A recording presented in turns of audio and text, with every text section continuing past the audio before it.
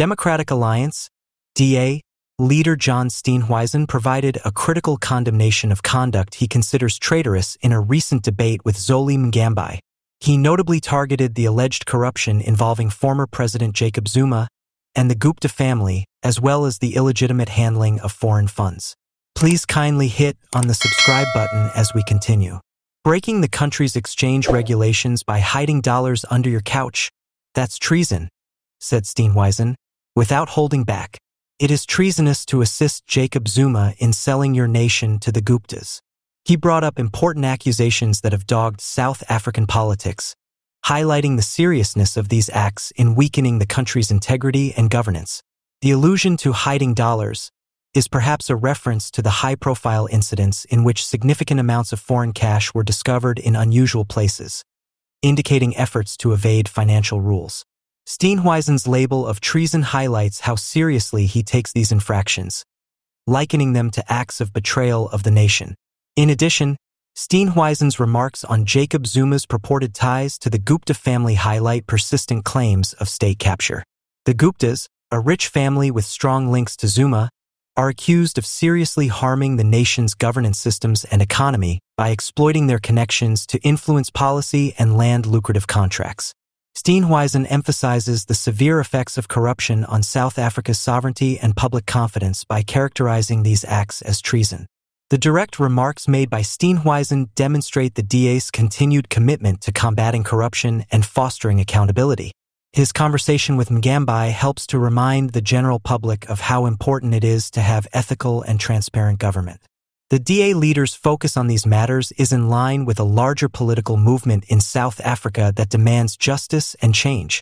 Steenhuisen's remarks emphasize the significance of strict law enforcement and the pursuit of justice against those who damage national interests, particularly while the nation continues to struggle with the fallout from previous corruption scandals.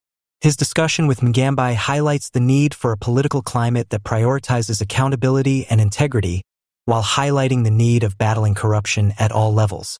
In conclusion, Steenhuisen called for the preservation of justice and openness in South Africa's democratic system and expressed a strong opposition to corruption in his comments made during the interview with Xoli Mngambi.